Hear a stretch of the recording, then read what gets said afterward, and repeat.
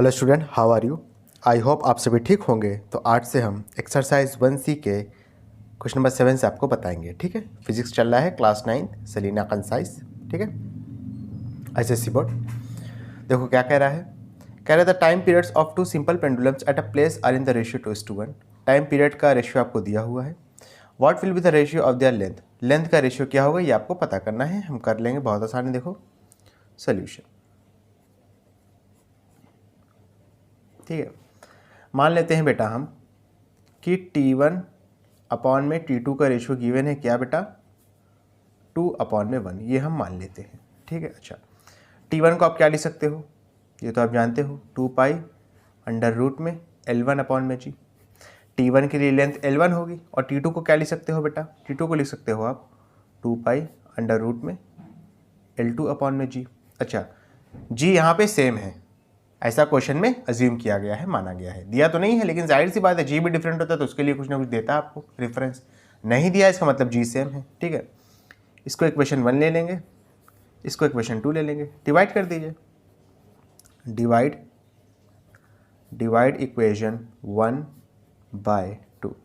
Equation 1 को equation 2 से divide कर देंगे। T1 को T2 से डिवाइड करेंगे तो आंसर कितना आएगा, 2 पाई अंडर रूट में L1/g अपॉन में 2 पाई अंडर रूट में L2/g। 2 पाई से 2 पाई कैंसिल आउट हो गया। अब देखो T1 अपॉन में T2 की वैल्यू हमको गिवन है, क्या गिवन है, 2/1। तो यहाँ पे लिखेंगे 2/1 इज इक्वल टू। अब देखो समझना, आपने ये चीज़ तो पढ़ी होगी ना, A/B और अपॉन में C/, अगर D दिया हुआ है तो A को आप D से मल्टीप्लाई करते हो, B को C से करते हो, यानी A इंटू डी अपॉन में B इंटू सी। ये तो पढ़ी होगी ना। फर्स्ट पोजीशन को फोर्थ पोजीशन से करते हो, सेकंड पोजीशन को थर्ड पोजीशन से करते हो। वही चीज़ यहाँ पे भी है, ये फर्स्ट पोजीशन पे है, ये सेकंड पोजीशन पे है, फिर बड़ा सा अपॉन है, ये थर्ड पोजीशन पे, ये फोर्थ पोजीशन पे है। तो फर्स्ट वाले को मल्टीप्लाई कर देंगे फोर्थ पोजीशन से, तो L1 इंटू में, ठीक है, ये फर्स्ट पोजीशन पे है, ये फोर्थ पोजीशन पे है, सेकंड पोजीशन पे अंडर रूट जी था, इंटू में L2 कर देंगे। क्लियर है। देखो इसको अलग अलग कर लिया मैंने, अंडर रूट L1 अपॉन में अंडर रूट जी, इसको मैंने अलग अलग कर लिया है। अंडर रूट में L1/LG लिखा है ना, अंडर रूट L1 अपॉन में अंडर रूट जी, इसको अलग अलग कर लिया है। तो फर्स्ट को ले जाके फोर्थ से मल्टीप्लाई कर दिया, सेकंड को उठा के थर्ड से मल्टीप्लाई कर दिया। अंडर रूट जी से अंडर रूट जी कैंसिल आउट हो जाएगा। ठीक है, 2/1। देखो इसको फिर से मिला देंगे, ये हो जाएगा अंडर रूट में L1 अपॉन में L2। क्लियर है। दोनों साइड स्क्वायर कर देंगे, या तो ऐसा समझ लो इधर से अंडर रूट हटेगा तो इधर स्क्वायर लग जाएगा, ये भी एक तरीका होता है। ठीक है, राइट हैंड साइड से स्क्वायर हटा, इधर सॉरी राइट हैंड साइड से अंडर रूट हटा, लेफ्ट हैंड साइड में स्क्वायर लग गया, तो 2/1 का होल स्क्वायर, ये क्या आ जाएगा, L1/L2। 2 का स्क्वायर 4 आएगा, 1 का स्क्वायर 1 आएगा, इज इक्वल टू L1/L2 हो जाएगा।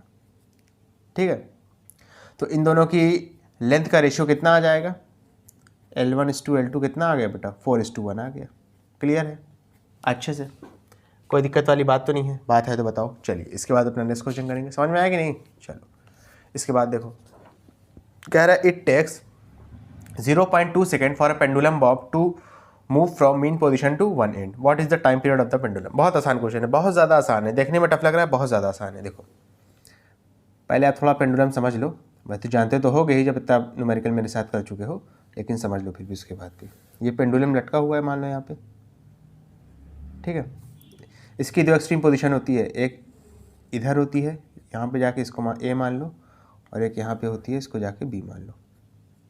ठीक है, देखो वन ऑसिलेशन कब होता है समझ लो, एक बार ये इधर जाएगा ऐसे, ठीक है, एक बार वापस आएगा,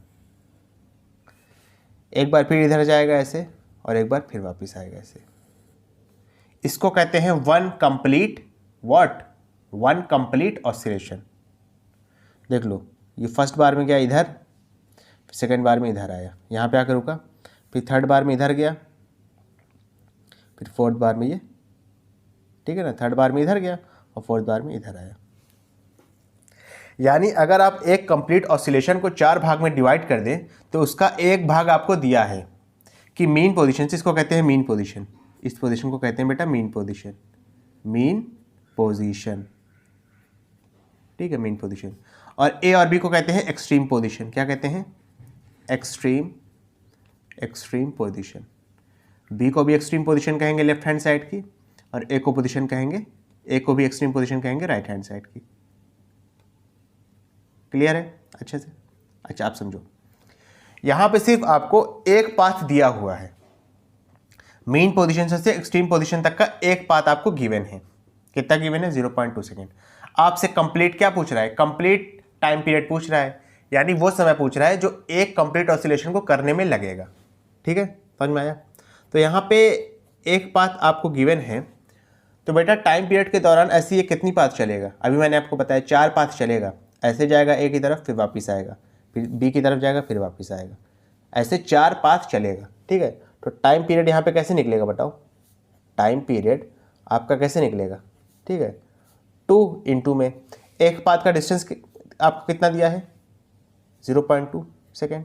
डिस्टेंस नहीं, मतलब एक पाथ को कवर करने का टाइम आपको कितना दिया? 0.2 सेकेंड। मल्टीप्लाई कर लेंगे, आंसर कितना आएगा? 0.8 सेकेंड आ जाएगा। यही आपका क्या हो जाएगा? टाइम पीरियड हो गया। समझ में आया? इस क्वेश्चन को अच्छे से समझने की बस ज़रूरत थी, आप कर तो वैसे भी लोगे इस क्वेश्चन को। ठीक है, बहुत ज़्यादा आसान था, देख सकते हो। चलिए इसके बाद अपना नेक्स्ट क्वेश्चन करेंगे, समझना बेटा। देखो क्या लिखा है, कह रहा how much time does the bob of a second pendulum take to move from one extreme of its oscillation to the other extreme. ये भी प्रीवियस क्वेश्चन पे बेस्ड है, देखो इसको भी थोड़ा समझेंगे, सॉल्यूशन देखो। अच्छा, यहाँ पे बेटा बात किया गया है सेकंड पेंडुलम का। सेकंड पेंडुलम का टाइम पीरियड 2 सेकंड होता है, इस बात का नॉलेज आपको होना चाहिए इस क्वेश्चन को करने से पहले। ठीक है, ये मैं आपको पहले बता चुका हूँ, जो बच्चे मुझसे पढ़ के आए हैं, ठीक है, पहले के न्यूमेरिकल वो जानते होंगे। सेकंड पेंडुलम का मतलब कितना होता है, क्या होता है? टाइम पीरियड आपका 2 सेकंड होगा। आप समझो, थोड़ा सा और डायग्राम बनाते हैं, डायग्राम के जरिए आपको समझाने की कोशिश करते हैं। ये आपका बॉब है, ठीक है, सिंपल पेंडुलम। अब देखो, ये आपका एक्सट्रीम पोजीशन ए है, ये आपका एक्सट्रीम पोजीशन बी है। अब समझना, कह रहा है बेटा, समझो, कह रहा है ए से लेके बी तक, ए से लेके बी तक जाने में कितना टाइम लगेगा? तो इसको फिर से हम वही तोड़ते हैं, चार वो फोर पाथ में, पार्ट में नहीं, 4 पार्ट में, 4 रास्ते में। पहले ये इधर जाएगा ऐसे, इसको पहला रास्ता कह देते हैं, फिर ये वापस आएगा मेन पोजीशन पे, ये दूसरा रास्ता हो जाएगा। ठीक है, फिर ये इधर जाएगा, ठीक है, ये आपका तीसरा रास्ता हो गया, फिर ये ऐसे आएगा इधर, ये आपका चौथा रास्ता हो गया। ठीक है, और आपसे ए से लेके बी तक का डिस्टेंस पूछ रहा है। ठीक है, समझो, ए से लेके आपका बी तक का डिस्टेंस पूछ रहा है, तो बेटा ए से लेके बी तक का डिस्टेंस पूछ रहा है, सही बात है, उसको पूछना चाहिए। उसमें जो है इस तरीके की कितनी पाथ कवर हुई हैं ये समझो पहले। एक पाथ ये हो गई, एक पाथ ये हो गई, 2 पाथ कवर हुई हैं, 2 पाथ कवर हुई हैं। ठीक है, और जो 4 पाथ का जो टाइम है वो दिया है 2 सेकेंड। ठीक है, समझो पहली बात, जो आपका 4 पाथ, समझ जाना, ठीक है, 4 पाथ का जो टाइम है वो दिया है आपको 2 सेकेंड। तो बेटा 1 पाथ का टाइम कितना हो जाएगा? 2/4 सेकेंड। समझ रहे हो ये बात? तो 1 पाथ का टाइम कितना हो जाएगा बेटा? 2/4 करोगे, ये 1 बार में चला गया, 2 1 2, 2 2 4, 1/2 आया, 1 को 2 से डिवाइड करोगे आएगा 0.5 सेकेंड। यानी एक पाथ को कवर करने के लिए 0.5 सेकेंड लगेगा। ए से लेके बी तक कितनी पाथ है? 2 ही पाथ तो है ना, एक पाथ 2 पाथ। ठीक है, अब लिखो from A to B it consist of 2 path, it consist of 2 path. A से बी तक के लिए 2 पाथ की जरूरत हमको पड़ेगी। अब लिखोगे देयरफॉर टाइम टेकन, ठीक है, to travel, time taken to travel A to B. इसलिए ए से बी तक जाने में कितना टाइम लगेगा बेटा?